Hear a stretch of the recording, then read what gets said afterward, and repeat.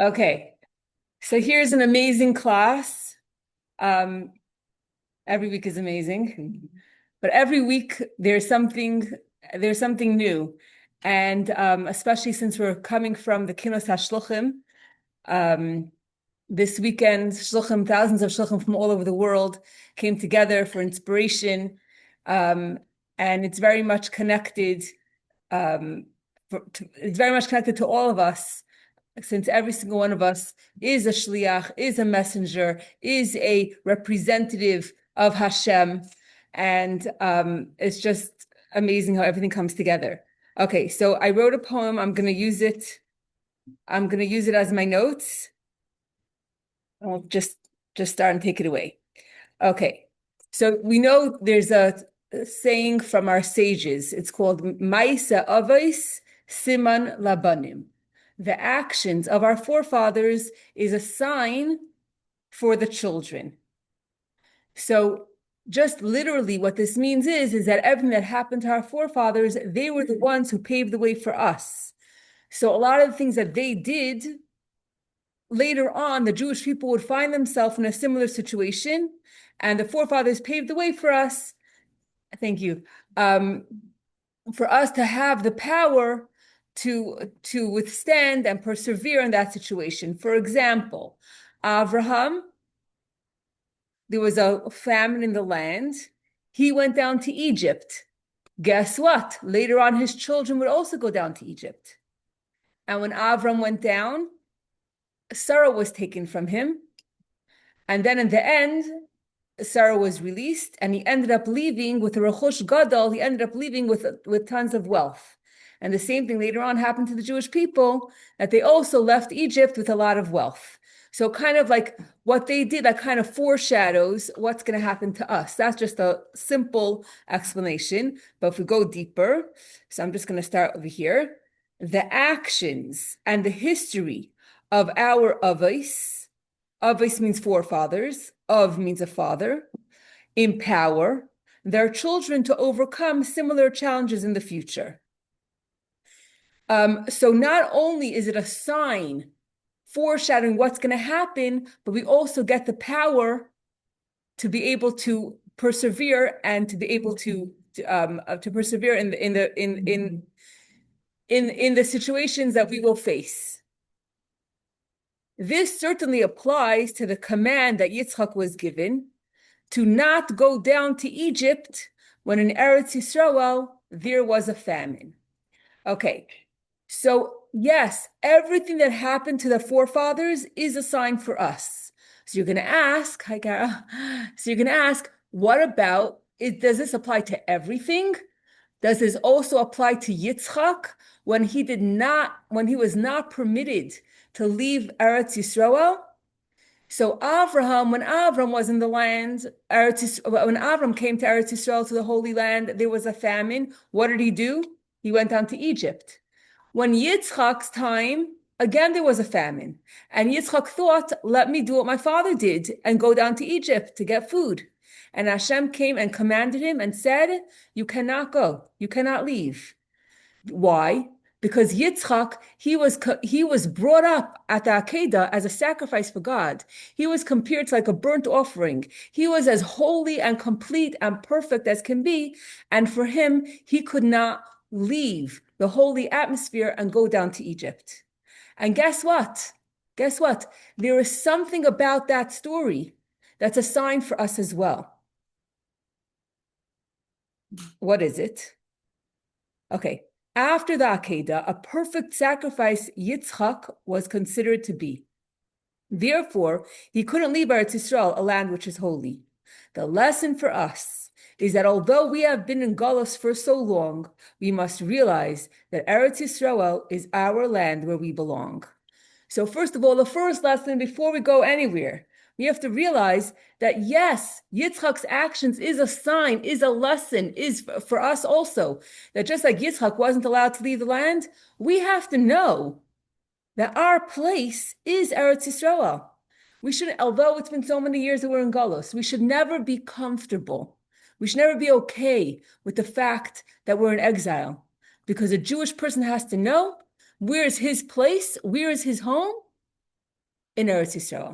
So we do have to. So yes, we do learn from Yitzchak, and the ideal state, and the ideal state is for us to be in Eretz Yisrael. And when Mashiach comes, we will be living in Eretz Yisrael. So yes, this is our goal, what we yearn for, our desire, where our heart is, where we're meant to be, where we're supposed to be, is in Eretz Yisrael. So that's step number one. When Mashiach comes, we will say to Yitzchak specifically, "You are our father, because like him we will be." From Yitzchak, we inherit the potential for inner perfection. It will be fulfilled at the time of our redemption. So we have three forefathers. We have Avram, we have Yitzchak, and Yaakov. When Mashiach comes, we're gonna go to Yitzchak and we're gonna say, "You are our father," because everything that Yitzchak represents, we will finally be able to achieve. What does Yitzchak represent? He represents perfection. He was like a sacrifice to God. He was completely holy.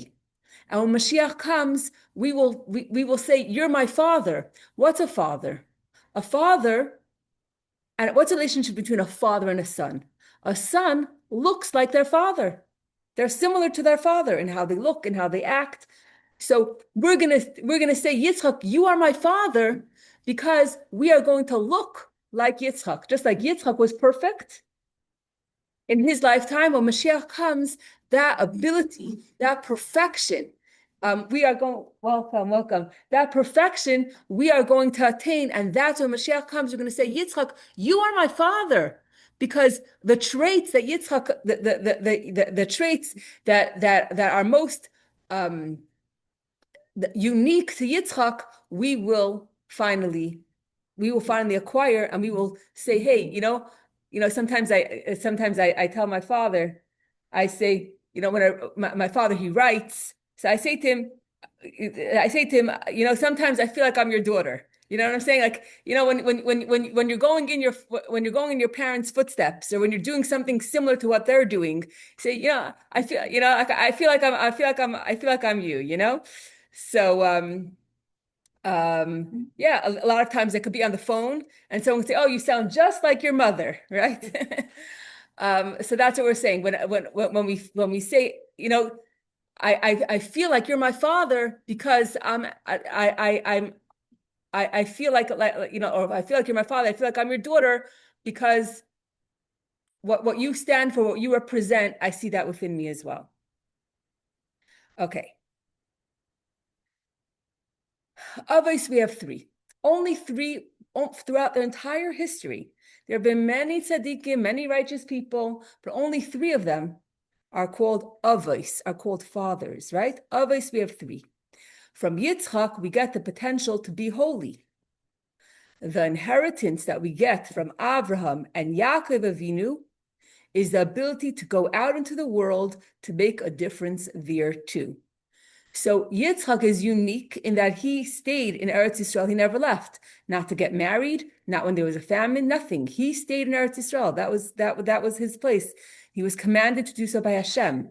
But we also have other avos. We also have other fathers who we get empowered, who we get power from.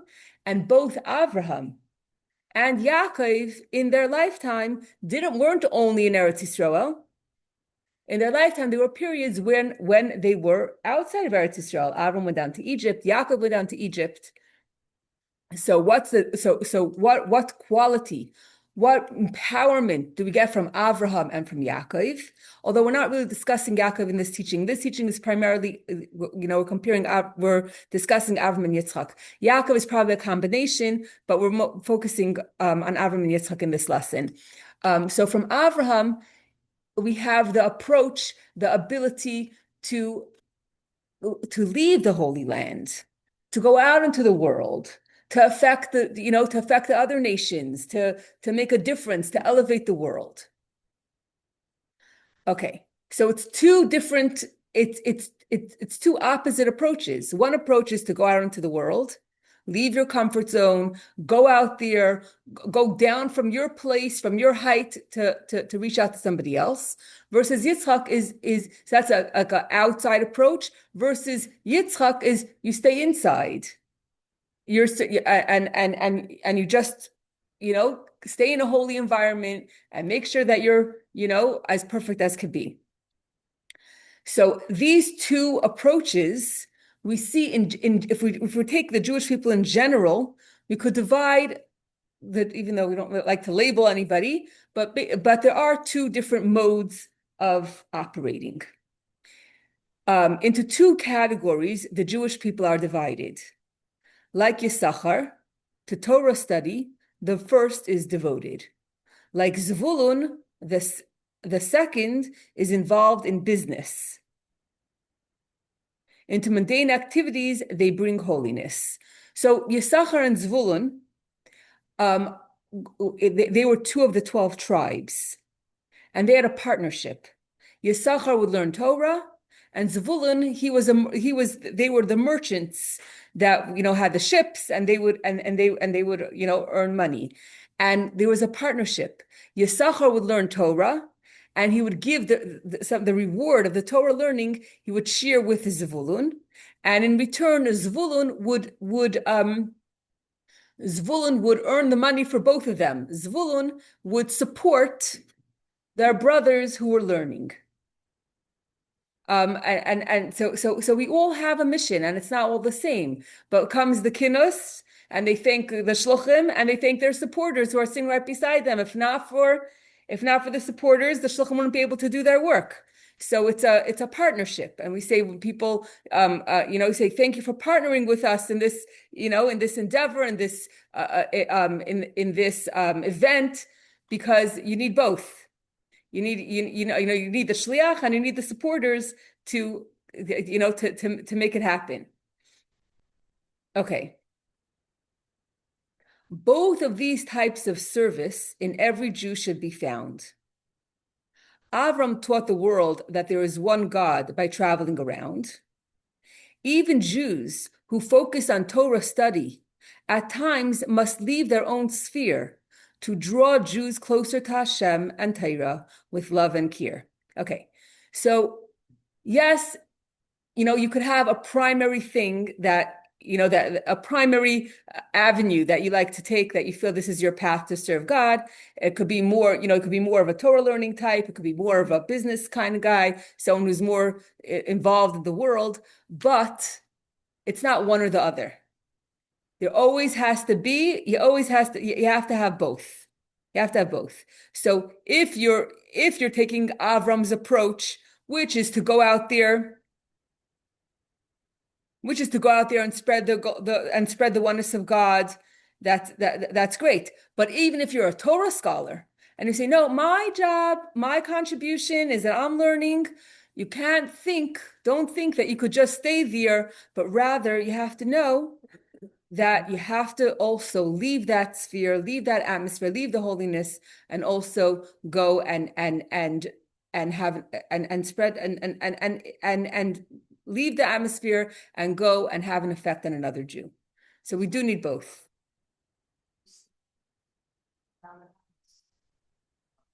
Oh, that's where we're headed. Okay, that's where we're headed. As woman.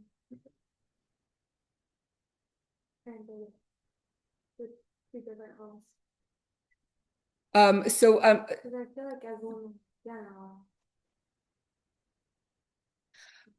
okay, so just very simple. Maybe we're Sarah and Raphael. Very simple, very simple. I'm just going to take from the perspective of a Chabad Rebbetzin, a Chabad Shlucha. You have a choice. I'm saying you do both, but one approach is we're going to have a women's event. We're going to be making jewelry. It's going to be a spa night. It's going to be a paint night. It's going to be the challah bake, whatever it is. And it's all wonderful. And we're going to have a 5-minute Dvar Torah. So what's the What's the approach? The approach is I'm going out to meet the people where they are.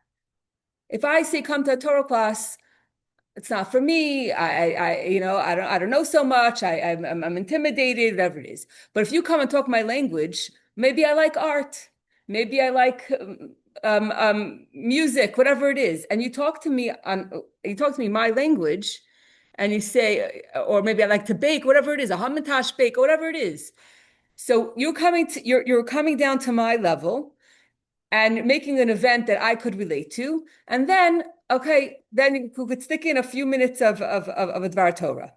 That's one approach. That's the Avram approach.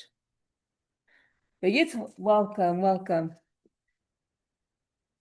And the Yitzchak approach is different. The Yitzchak approach is what we're doing here. The Yitzchak approach is, yes, there's delicious food. And thank you, Bela, for hosting us every single week and for cooking up a storm every single week, the most delicious food. And yes, we need food for the body in order to have food for the soul. Because as we learn in Tanya, actually, it's in chapter 16 of Tanya, it actually says that when there is thank you, sir, we learned this in her house, that whenever there's a conflict between the pleasure of my body or serving Hashem, the pleasure of my body will always win. Naturally speaking, because that's how we're wired. Unless I have something called tavuna, where I contemplate the godliness of Hashem, and when I contemplate the greatness of Hashem, and then I could overcome, my nature and do the right thing. But the way a person is wired is that their pleasure comes first before serving God. So the approach is, okay, let's have a jewelry event, let's have this event, that event to draw that's the draw, and then we'll try to sneak in a little bit of Torah. Then there's another approach, and the approach is that the main thing is the Torah. The main thing is sharing the light, and not anything fluffy, and not anything watered down, and not just things that sound nice and flowery and make me feel good, but to sit down and learn for real, to get to learn from the source and to learn in depth, and that is a Yitzchak approach. The Yitzchak approach is not that the teacher is going down to the student, but rather the student is coming up to the level of the teacher. Okay, we'll discuss it more. But okay, I'll give you an example. Since I would say August, I reconnected with twin boys that came to our Hebrew school, and they actually came to our house for Shabbos twice before they went to college. And we had twin boys, twin girls, and one other girl for 10 years that came to our Hebrew school. That was it. There was zero growth. But we did a lot of good stuff. We really invested and loved these kids to pieces. Anyway, so with the help of Risa, who many of you know, we reconnected with the boys. And now as I was inspired by that, and I said, listen, I want to reconnect with the girls as well. I haven't seen them in 8 years. They promised that they're going to come back because they love us, they love our kids. They were obviously 12 years old. We made a beautiful bas mitzvah for them. Now they are 20. Before the summer, in August, I reached out to the mother and I said, please, can you guys come for Shabbos dinner? We'd love to have you. And the mom said, they really love you. They really would love to come. But in the summer, they work. Friday night, they're waitresses in a restaurant, and there's no way that they could come. So I was like, okay, whatever. But can I at least have their phone numbers? And she gave me their phone numbers. And from that time, every week, the Shabbos message that I post in our group, a little image with a little message with the Shabbos countdown. So it takes me 2 minutes. I go to Chabad.org and I look up the shop. They're in 2 different colleges in South Carolina.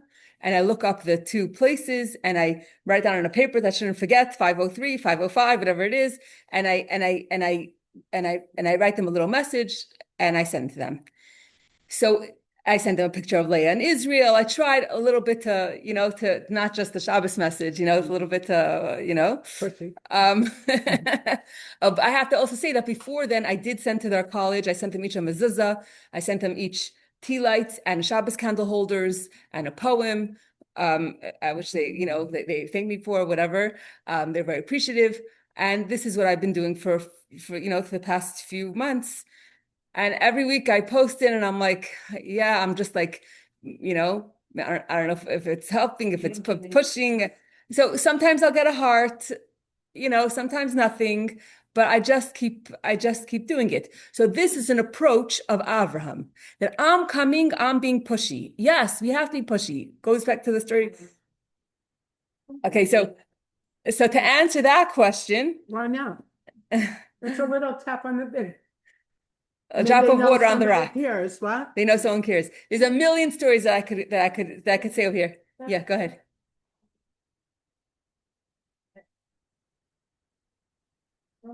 They go 6 months. Wow. 6 months. Are you coming to meet my wife? But what's why would I don't know you, why should I know you? Right? They're very formal and very serious. How'd they get your number? Okay. The whole story that one of them for Hebrew and it's a whole crazy story. And it's a whole crazy story. But 1 week he didn't call. And it was past Sunday till every Wednesday. And I was like, oh, okay, you didn't hate me. I mean, these are all permutations I went through. It was like, and I called him and I said, so you didn't call me. He goes, I'm so sorry. I had the flu. Would you like to come and meet my wife? And I went. It was all. Wow. And that Wow. was Amazing. So we don't know how many years she's gonna be doing. Story. All right, keep on going. Okay. So I'm being sending these messages and okay. Anyway, last Matzei Shabbos, I get a text. So I have a WhatsApp group, Carly, Haley, and myself. Haley sends me a message, not in the group, just privately. Achani, I want to get a necklace with my Jewish name on it, but I don't know the letters. Would you be able to help me?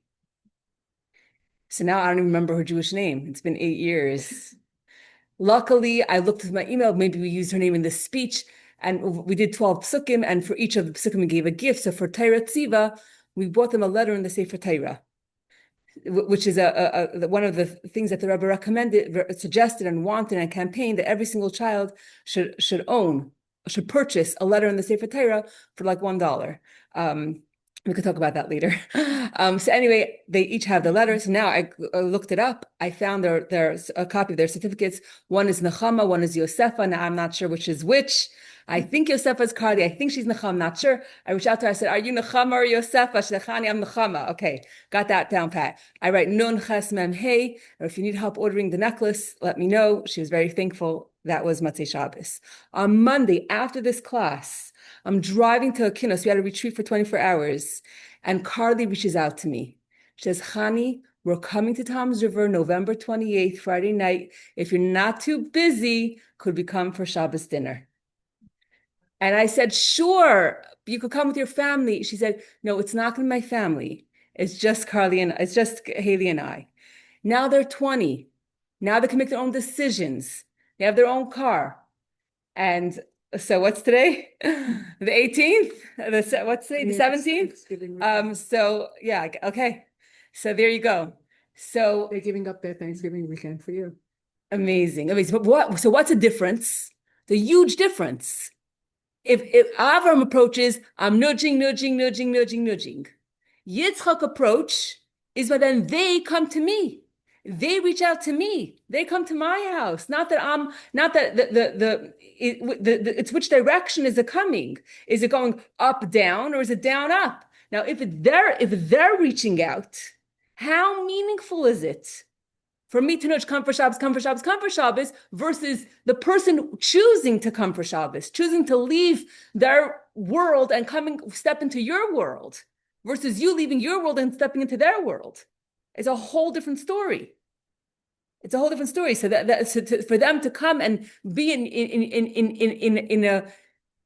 the presence of a Torah atmosphere, in the presence of a Torah light, versus in what goes on in college or what goes on in their house. So that's just one example, and to be continued with that story. Okay, where are we? Okay, Yitzchak. Yeah. Oh, okay. Yes. Okay, I think we're up to the next paragraph. Yitzchak, the paragraph right after that. Yitzchak taught that in words we must focus our attention. Torah must be our only occupation. Even those who in their business all day are busy must set aside time each day to study Torah without worry. So Yitzchak approach is to focus on yourself. Torah should be your main occupation. And even for those people that say, "Oh, I'm on shlichus, I'm busy all day, running around, putting on tefillin with other people, all wonderful, good stuff," right? Even the shliach who's running to kosher people's homes and to put on mezuzahs and tefillin and Shabbos candles, those are all wonderful things. But a shliach, and all of us are shluchim, we all have to take time to come to a class or to learn. And the time that we're learning, we have to be totally devoted to the learning. Put cell phones away. Okay, I'm only using the cell phone because it has my poem. Put your cell phone away. Put away all the distractions, and you study Torah with such devotion that you don't that all the money worries and all the worries of any other thing that's holding you down or disturbing you, you forget about everything else, and you're just completely focused on Torah learning, and that is the Yitzchak approach. So no matter who you are, no matter what you do, you always have to have both elements. If you're a business person, you must set aside time for learning. If you're a learning person, you have to set aside time to go out into the world and have an influence on other people, because we have avos. We have fathers, and from each of our fathers, we inherit their incredible qualities of on one hand, being like Abraham, going out into the world, and also having the Yitzchak approach, which is to stay in the world of holiness and to marinate in Torah, and to perfect ourselves and to fill ourselves up.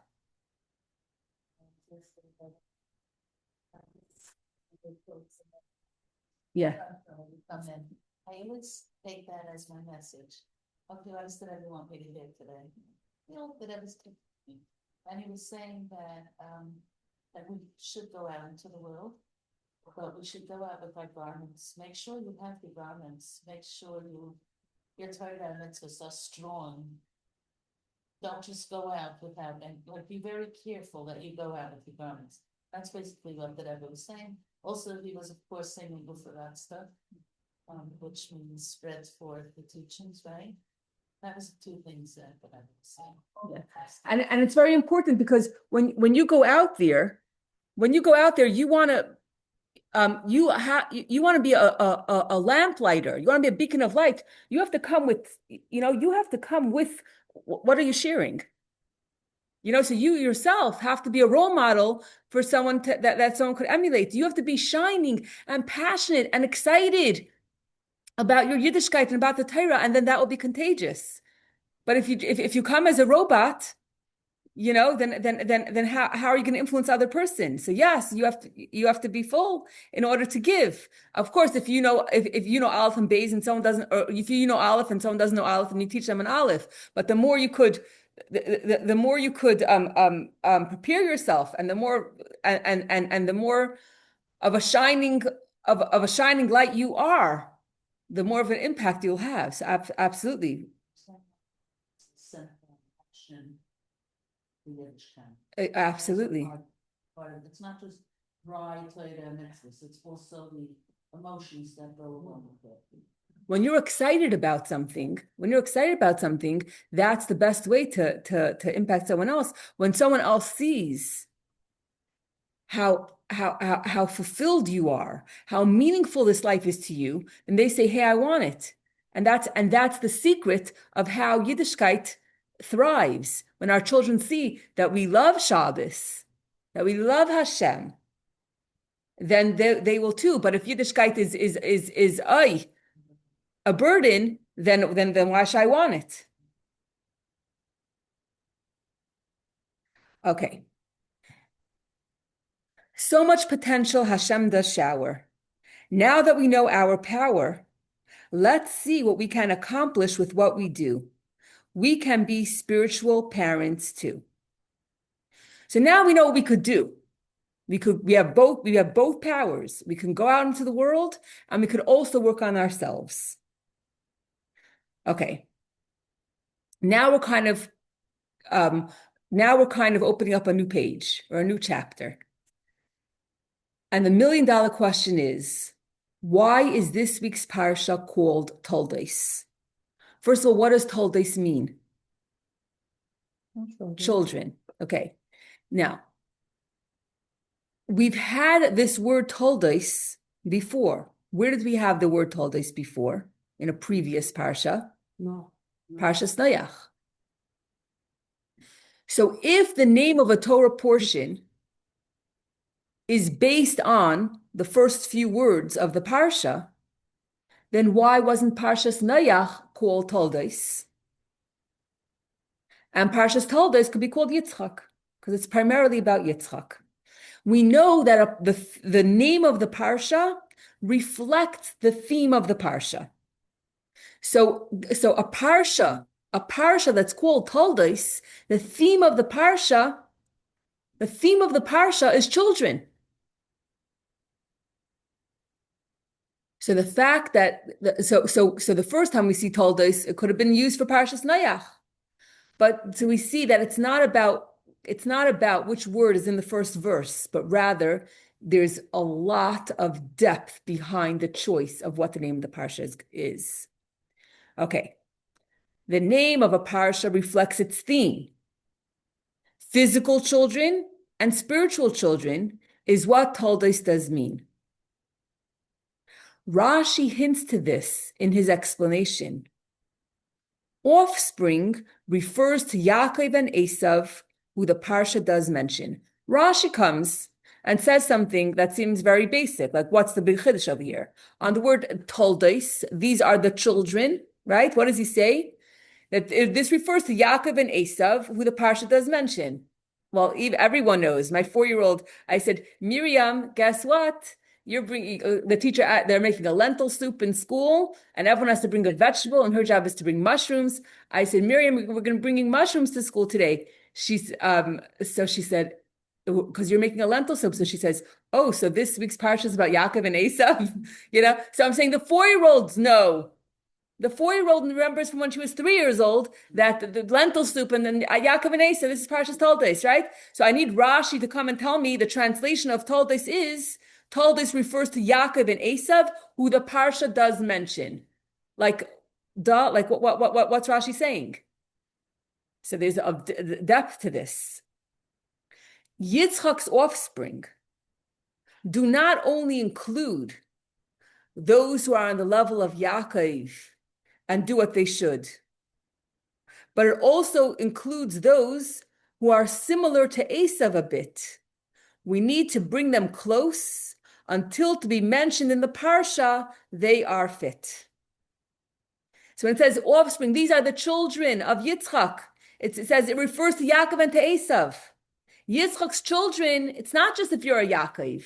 Also children who resemble Esav, that's also Yitzchak's children. And we have to bring them close until they could be mentioned in the parsha. You have to draw them close to Torah. You have to bring them to Torah.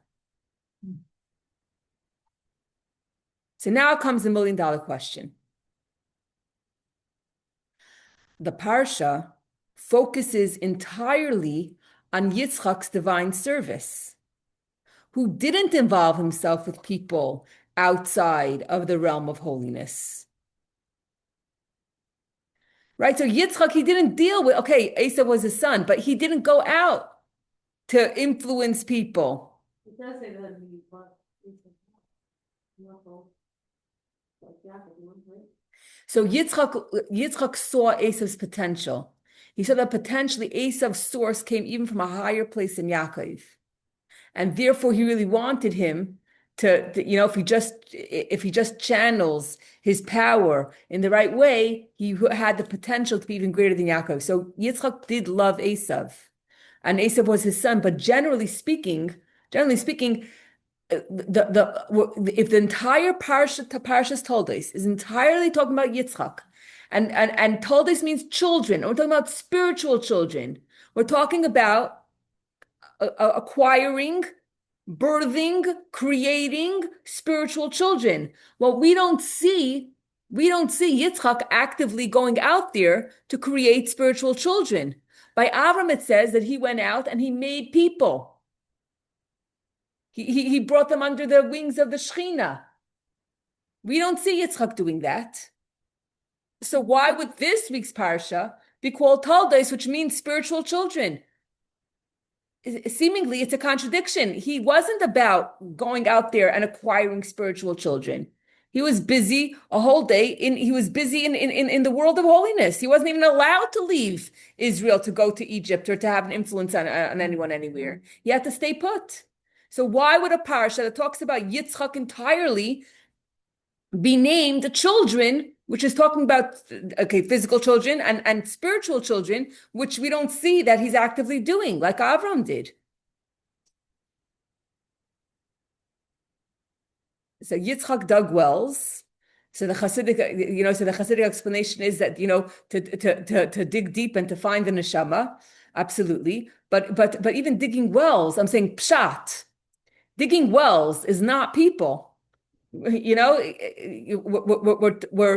obviously there was an avodah of digging wells, and obviously it was very, deep spiritual significance to digging wells and to but yes, to having an influence, but it doesn't seem like there are people. It doesn't seem like that there are children here, that we don't see that he went out and he drew up people close, and he had a hotel in the middle of the desert, and he was influencing people. We don't see that we don't see how he emulated his father in that way. We see a completely different personality. And specifically the parsha talks about Yitzchak, that should be called Toldos, which is spiritual children. What's going on here? Yet since this parsha is called offspring, it means that to a higher degree, to acquire spiritual children, Yitzchak holds the key. What we're going to learn is, ultimately, we're going to learn that the way you have true spiritual children is when you follow the model of Yitzchak. Okay. In order to see how this is true, we must understand that the Rambam's view is that even after Mashiach comes, we will still have the obligation to teach the 7 Noahide laws to every nation. Okay. The Rambam says, at least in the first stage of the Messianic era, we're going to still be doing mitzvahs. The world is still going to run in a regular fashion, and we're going to still be responsible for all the mitzvahs. One of the commandments that Hashem gave Moshe, which Moshe told the Jewish people, is that it is our responsibility to teach the 7 Noahide laws to all of humanity. So when we're in exile, it's very easy. You meet someone, even if they're not Jewish, you pull out a card that has the 7 Noachide laws, and you give it to say, this is for everybody, and you could teach morality to everybody. But what's going to happen when Mashiach comes? We're all going to be gathered to the land of Eretz Yisrael, and we're not going to be amongst the nations. As a matter of fact, the Torah says that when we're living amongst the nations, okay, we don't have that power. But when we're living in Eretz Yisrael, especially once Mashiach comes, when we are in control, no non-Jew could come into our space unless they are fulfilling the 7 Noahide laws. So how is this? How are we able to teach them if we're not even amongst them and they can't even come unless they know the laws, which means that they're going to know the 7 Noahide laws without us.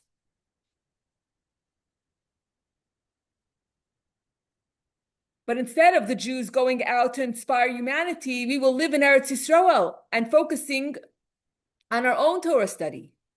Hashem's light will shine forth openly to attract the nations to come on their own to the Beis Hamikdash Hashlishi. What's going to happen when Mashiach comes? We're not going to have to go out into the world and influence the nations, but rather the nations are going to, rather the nations on their own, they're going to already know the 7 Noachide laws because first of all, Hashem is going to, do his magic and do his, do his part. And then the nations of the world, we're not going to have to go to them. They're going to be attracted to come to us, to come to the third temple and to know God and to go walk in God's ways. And this is the model of Yitzchak. Not that we have to go into the world, but rather that the world comes up to the third Beis Hamikdash. Yitzchak's divine service is a microcosm of Mashiach, the future state. Unlike Avram, who traveled to make Hashem's name great.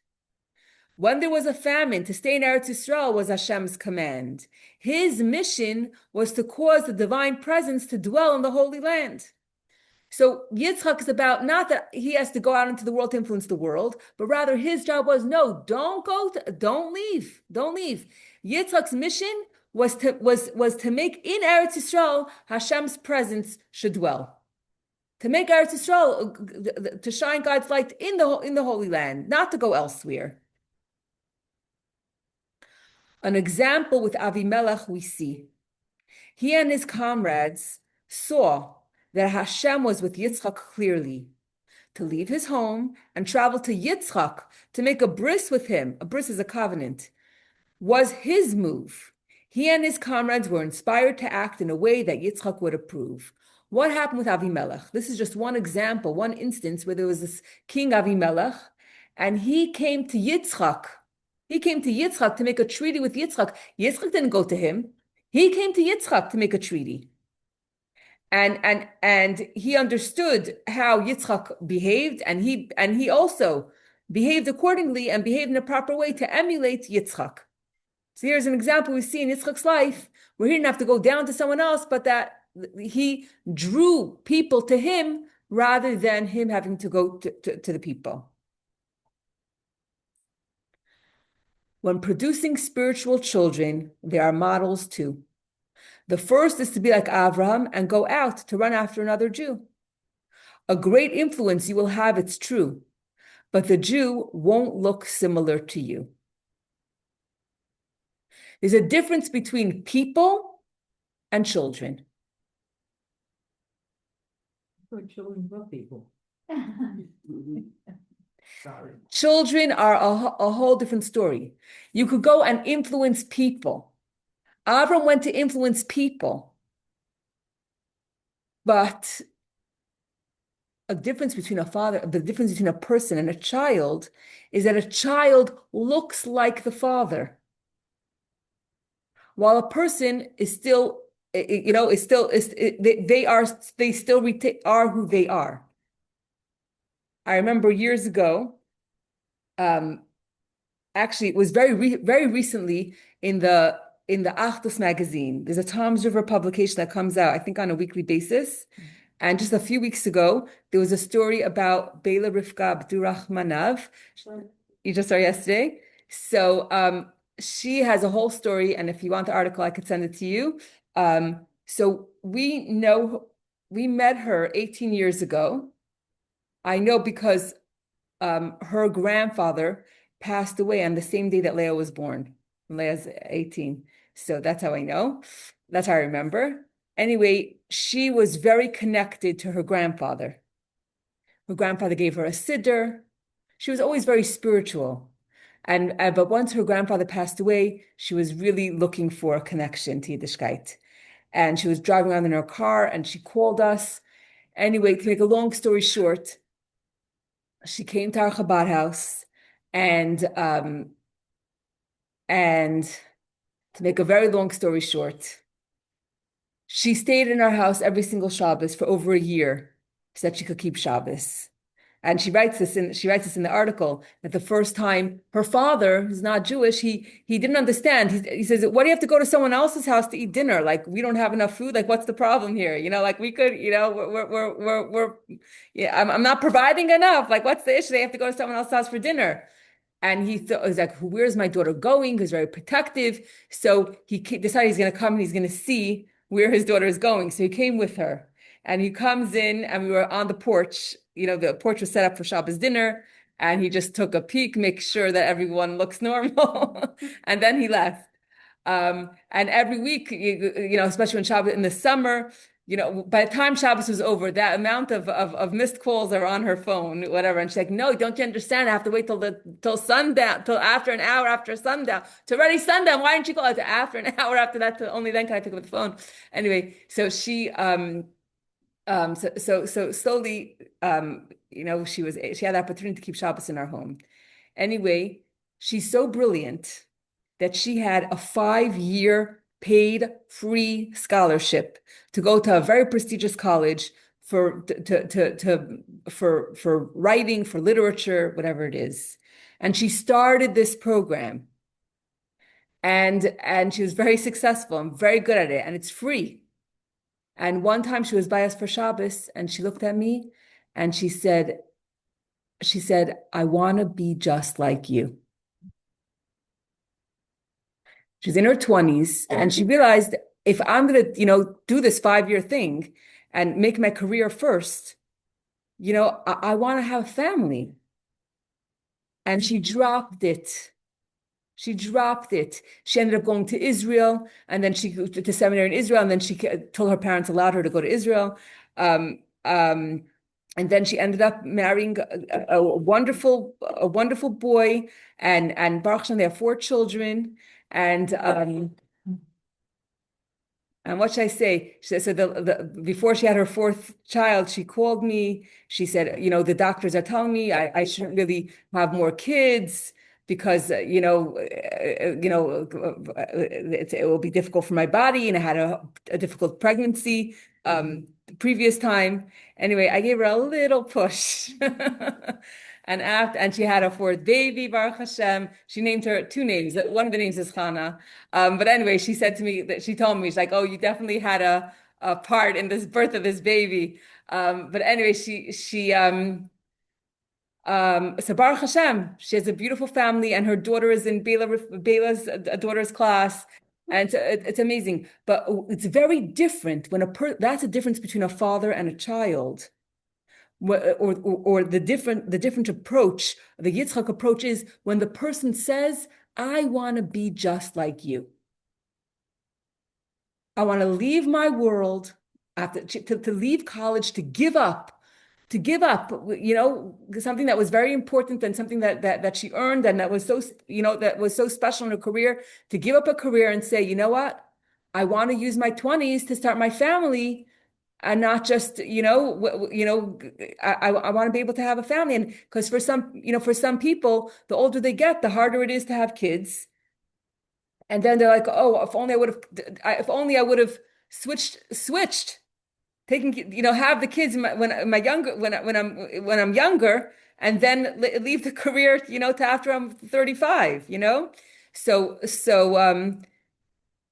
those were the words that she said. Those were the words that she said. And that's the same thing with Carly and Haley, with they themselves coming out of their world to enter a world of Yiddishkeit, and the beauty and warmth of Yiddishkeit. That's a whole different approach. And a person says, "I want to be like you.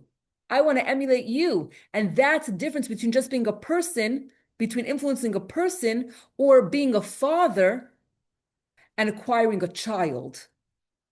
Because when you acquire a child, then the child emulates you. And that is a true spiritual child. So yes, you could have a spirit. If he says, if you teach the friend of your friend's child Torah, they're considered to be your child.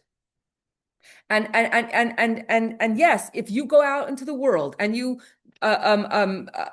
teach someone when they're in their world and they're not going to change their lifestyle, but that's still a spiritual child. But within spiritual children, there are two levels.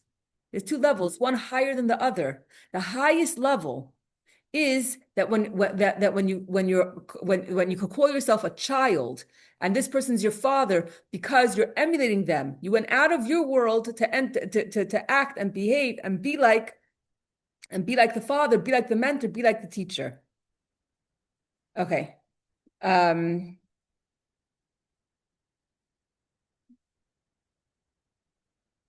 So, I was debating which teaching to teach because my husband always teaches the first teaching, and there's two teachings that are translated per week for this project, and then we're following this project Likkutei Sichos, and my husband always does the first one. So, it's easier for me to do the one that he's doing because if I have any questions, whatever it is, I could discuss it with him. And I didn't think he would have time for the second one because he was so busy. He went to the kinos this week. Not only did he go to the kinos, but he came home for Shabbos. He came home for Shabbos and he went back Matzah Shabbos. So I didn't think he would do the second one. And then this morning he taught in seminary and he sent me a recording of the second one. He did do the second one. But anyway, I was debating which one to do. And I decided to do the second one because it really spoke to me because of a conversation that I had with my daughter. So my married daughter, she comes. She's not able to come as much as she used to come. They live in Morristown, so they're able to come once a month now. Twice a month they stay in Morristown. Once a month they go to her in-laws. Once a month they come to me. So I haven't seen her in a couple of weeks. She has two young kids. She has a 2-year-old and an almost 6-month-old, and she's teaching 6th grade, and she's working very hard. And her husband is also working very hard, like above and beyond. What you said, reminded me, that the rabbi kept calling you every single week. So my son-in-law on Friday, his day off, he calls the boys that are there currently in the yeshiva. He does the smicha program. He does it's called Tomche. It's part of the it's a yeshiva for Bali Tshuva in the Morristown. It's a part of a branch of the Morristown Yeshiva. Anyway, so he calls Bachram that are there now and Bachram that were there previously. And so one guy, he texted him. So the guy calls him and says, "What is this? You're only texting me, not calling me?" So remind me of what you said. So yes, I'm saying his day off, he's also reaching out to the boys, and my daughter made Shabbos dinner for the boys, going above and beyond to really give it their all. So she says to me, "Mommy, I feel depleted. I don't have any energy." Well, she's completely like, and I said to her, I said, Mushka, I love you with all my heart. The only thing I could tell you, I said, learn Project Likkutei Sichos. And she says, Ma, you're out of your mind. She says, I don't have time to breathe. I can't anything. And I realized I was trying to, I said, look at me, look at Tati, look how much passion and excitement we have. And she's like not hearing me. And I realized that, and she told me this later. She said, Ma, life is a journey. At 45 years old, after I've been through so many experiences and I've tried so many things, now I've come to a place where I'm so excited about the teachings, and this is and it's my fire. But I wasn't that way when I was 23. You know what I'm saying? So, but I realized it has to come from her. She has to come to a place on her own where she wants to reach out to to the project or to a different project or to a different way of it has to come from her. If I'm going to push, it's not going to do anything. She has to be ready. She has to be ready. Yeah, she told me all I wanted is a hug. I was like, okay, why did you just tell me that in the first place? And I started having this philosophical discussion. But anyway, Yes, you're right, Liz. You're right. Absolutely. She needs a hug. It's all We have to hug good. our kids. I mean, she's still very young Yeah. and she's. She wants to be a good mommy. she's She wants to got be a good bit teacher. Going on. Needs the money for being a teacher, you know. She is working very hard, but she needs the support and the and encouragement. Yes, and that's. Yes. That's my job. Thank you, Liz. Liz reminds me of my Bubby. Bubby Miriam, absolutely. So anyway, Grandmother. what? Yes.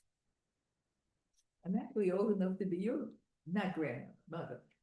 To be your mother. I'll take it. I'll take it. So anyway, and a similar thing happened to me on Tuesday. This past Tuesday, I was at this retreat, 24-hour retreat for the Shluchos of New Jersey. 70 Shluchos came, and they asked me to teach Tuesday morning Hasidus. I said, no problem. I was in Bela's house. I'll teach whatever I taught in Bela's house. I'll teach. And I'm teaching. And so one of the shluchos asked me, this is going back to last week's lesson, what is an eved? What is a servant? I said, a servant is someone who puts aside their will for God's will. So could you give me an example? I said, yeah, I'll give you an example. My children and I were making these kids videos for 5 years. And then I came to a place, it was coming the summer. My kids who do 99% of the work were going away to camp. And I realized that it was either the video or Shabbos being ready on time. And I realized that it was too stressful for me, for my family. And I gave it up, putting God's will before my sense of feeling of meaningfulness, etc., etc. So the shlucha says to me, how long was the video? I said it was 4 minutes, at least 4 minutes. She says, why don't you make a video that's 1 minute? No one has an attention span for more than 1 minute anyway. So I said, hey, that sounds like a great idea.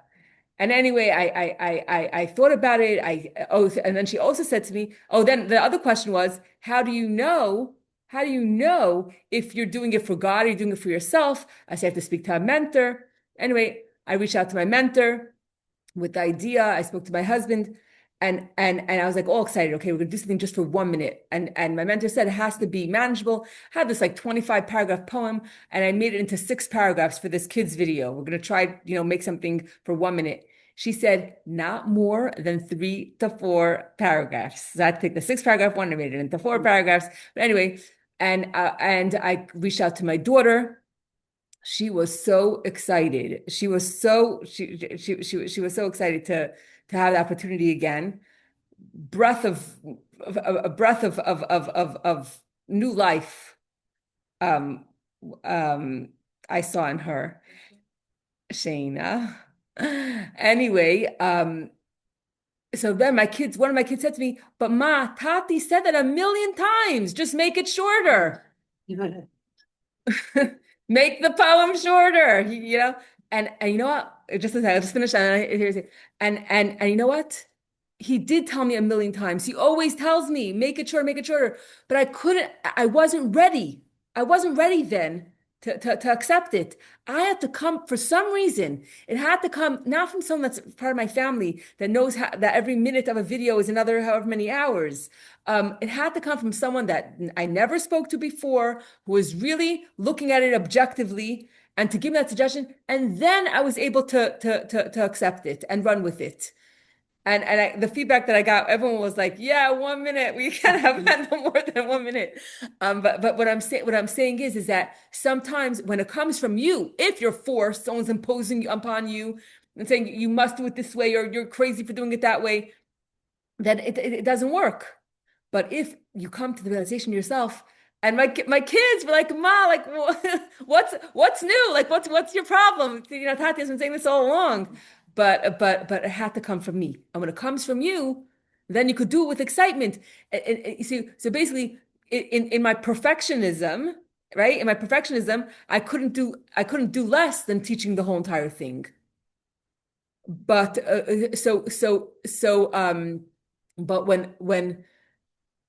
but all of a sudden, when I was able to I came to a place where I was able to realize that it's about being a servant. It's not about my perfectionism.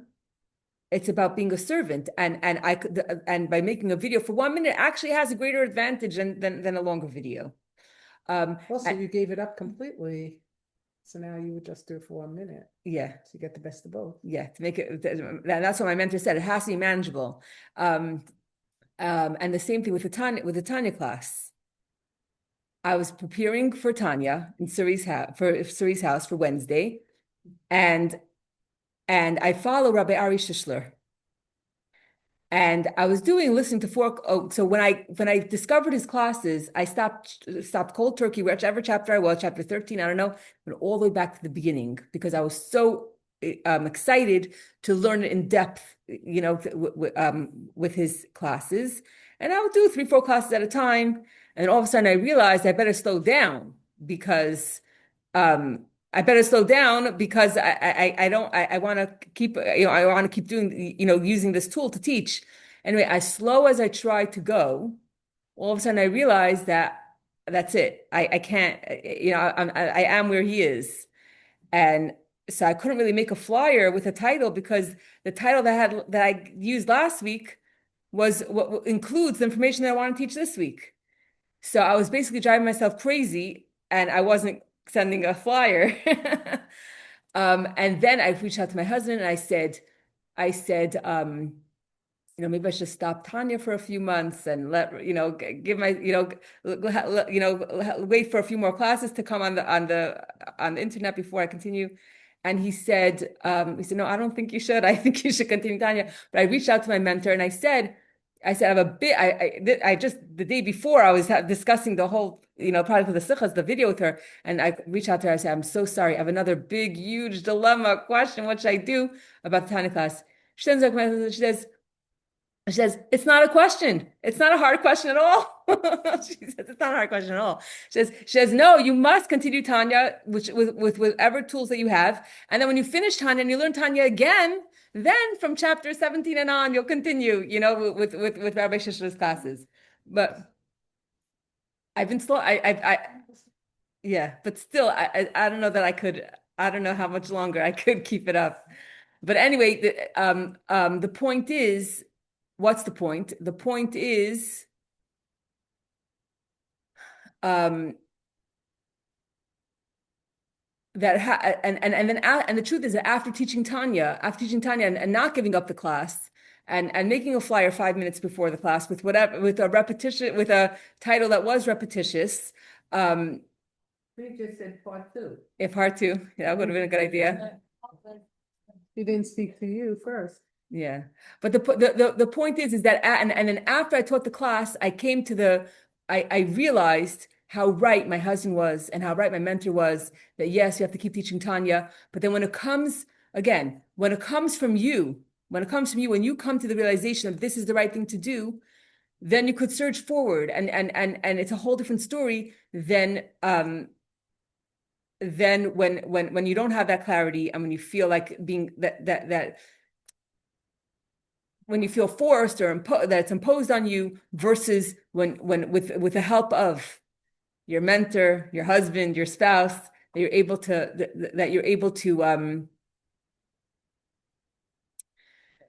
that it comes from you, that you yourself recognize that this is the way to go versus it coming from above.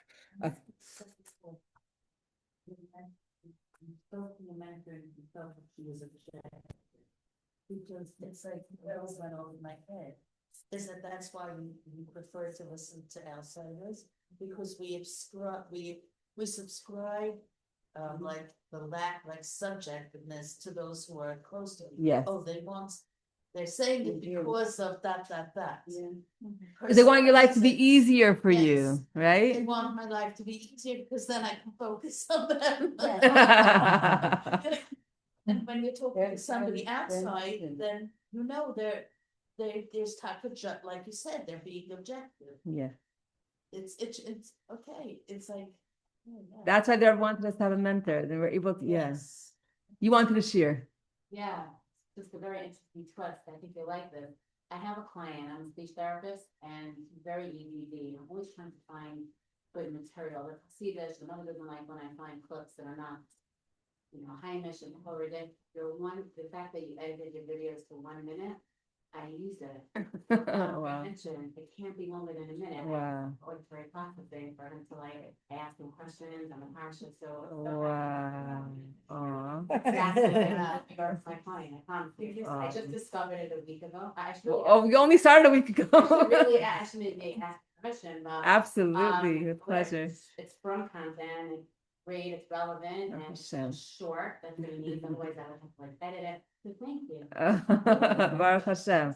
But again, it's yeah, amazing. Thank you for sharing. Hashem obviously had a deeper plan. Yeah. Well, journey, Hashem wanted that material for my client, and I couldn't use it in paragraphs. 9 would be good. But you see this poem, how many paragraphs is this? At least 20. And everyone's like, oh my God, this is forever. Yeah, but Let's this see how many is an paragraphs. Right. So this is an hour and a half class, and it's your pointers, really. We're listening to it, but this is how you prepare your class as opposed to writing notes. Yeah. When you read that thing, you embellish on it because that's how you write. Right. But the video was an interesting thing for the part. Yes. So it's, Yeah, I do have a four paragraph one instead of the 21. I could share that after. Okay. Okay, so basically Yitzchak's we're almost done. You want to share? You want to share something? No. Okay. Yitzchak's model is a level higher. From his place, he elevates and does inspire by lifting people to his level until spiritually their father they resemble. And this is when a person becomes like the father, when the person becomes like the mentor, he goes out of his world and comes into your world and emulates the teacher, emulates the father, and this is a real child. This is why Parshas Toldos was chosen specifically to be the name for a parsha that speaks about Yitzchak entirely, because Yitzchak truly holds the key for creating spiritual children for eternity. We don't want to just create people, we want to create children that emulate us, not just what's it called? A drive-through bar mitzvah, we want the people to be our children. Of course, our child anyway, but a higher level of children.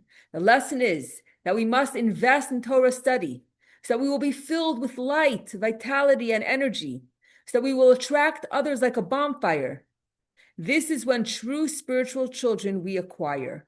So when you have a big fire, the sparks are attracted to the big fire, not the big fire is attracted to the sparks. So when you're passionate and full of fire, full of enthusiasm for teaching, for a parsha, for whatever it is that you're learning, then your excitement is contagious. Other people see it and they say, "Hey, you're on fire. You're full of life," versus feeling so dead and empty. I want that, but it has to come. It can't be forced. It has to come from a place where a person recognizes that this is that they choose it. Okay. If you are in the world of business, fill yourself with Torah and Chayis, so that when you encounter a Yid, not only will you wake up their soul, but to be like you will be their goal. If Torah is your occupation, you must know that the purpose is to teach until a Torah life every Jew does reach. So, and if your main job focus is learning Torah, then learn Torah, go for it. But while you're learning, in the front of your mind, you should know that the reason why you're learning is that you should become fiery and passionate, excited about Torah. For what purpose? So that another Jew could be attracted to you and come closer to Yiddishkeit. This is what gives Hashem the most pleasure and will lead to our redemption, a time of Yitzchak, which means laughter. Okay, so that's the end of this poem.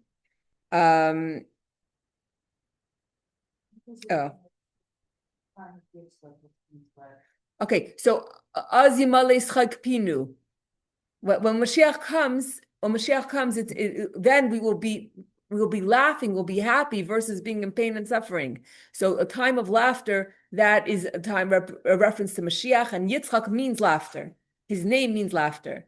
And I just wanted to share one more thing. This concept between of the coming from yourself versus being imposed from above. There's a parable. There was the sun and the wind. Right? We're having a competition. The Who's- sun up in the sky or the sun there? What is it? Upside down. And the wind was very strong. Yeah. So the sun and the wind are having competition. Who's stronger? Who do you think is stronger, the sun or the wind?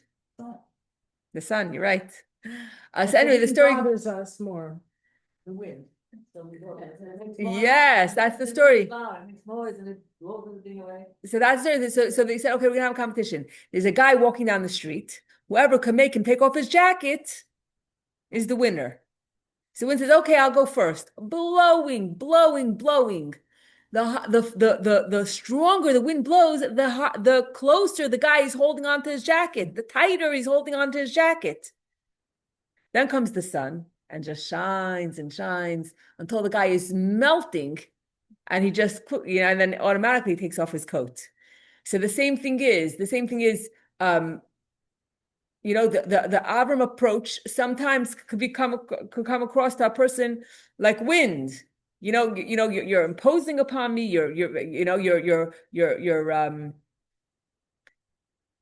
This is your life. I'm in a different place, and I, it's too much for me. But then there's a different mode where a person is attracted to the sun. They want to be warm. And they see how happy you are, and they see how much joy is in your home, and they say, you know what? I want to leave my world and come to your world.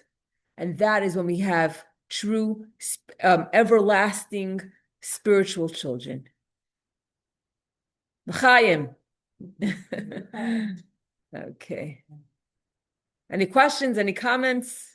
I turn the floor to everybody. However, Go for it, Liz. sometimes when the sun is too strong, a nice wind it's very pleasant. Great point. So that's why she said she takes. Great point. So that's why we do need to have both. We do need to have both. I do have to say to my daughter, Mushka, you might not be ready to hear this now. You might not be able to fit this into your life right now. And actually what I said to her was, I said, Mushka, she did show the 1-minute video to her students last week. I said, you're teaching anyway. You're teaching Parsha anyway. You're preparing anyway. So use the poem or use the teaching, and you can't make a class for women. That might be true, but you can incur this learning into you. Yes, incorporate this learning into your class, and that way you'll get a taste of it yourself, because Torah is truly our life force, and that's what gives me vitality. And just a plug for Project the Sichos. I'm saying the fact that you're all here. Means that this is all the Yitzchak approach, that no one's forcing you. Everyone's here because they want to be here. And I tried teaching for 2 years after seminary, and I failed miserably because the kids didn't want to be there. So that's an approach where you come and you have to come and teach the kids, and they don't want to be there. They don't are interested in listening. What's her source for preparing? Do you have to prepare? What, in general? Yeah, so she uses different sources. So you're telling her to use this source. Yeah. More. Yeah. That'll give her own boost. Yeah. But teaching women is a pleasure, because this is a Yitzchak approach where everyone wants to just come and bask in the light and the warmth. And just a plug, there's a Project Likkutei Sichos Shabbaton that's happening in less than 2 months. And everyone's encouraged to come and to join. And that's going to be an opportunity to experience the light. We have a taste of it every week here, but to meet with other women who teach this project and who are inspired by this project, and who are truly spiritual children of the highest level, where we're able to emulate our Father in heaven. And because we come out of our box, we come out of our comfort zone, and we go into the teva, we go into the ark, we go into the of Torah, and yeah, I invite everyone to join this incredible experience. We were able to be immersed in Torah. It's going to be January 9th to 11th, in a hotel near Morristown. I have the information if you want. Yeah. Elisa? Okay. Okay. Excellent. still- Okay. Thank you all for being here. Okay. For being our